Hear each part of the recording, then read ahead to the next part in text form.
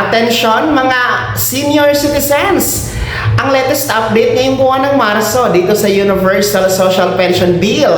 Ito ba'y batas na? Lumusot na ba ito sa Kamara at Senado? Well, una sa lahat, no, ang ating pong unang version, yung 500 pesos pension monthly na naipasa na po noong 19th Congress, nananatili pa po na nasa Senado pa. Well, ang pangalawang version, yung substitute bill na final po bago nagtapos ang 2025, which is 1,000 pesos monthly yon, ay nasa Kamara pa po ito. Actually, sa House Committee panel pa ito pumasa. Well, aantayin natin kung ito ay lulusot sa una, pangalawa at pangatlo at final reading dyan sa Kamara mga ka-Blacks. Okay? So, sa ngayon, buwan ng Marso, ito'y hindi pa batas. Nananatili na ito'y panukala pa lamang mga ka-Blacks at hindi pa ito magsisimula. So, antayin lamang natin.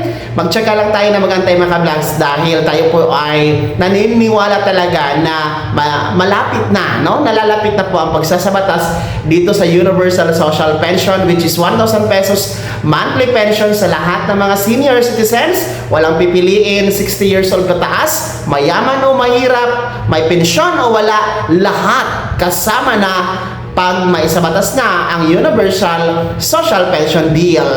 At yan ang pinaka-latest update ngayong buwan ng Marso 2026.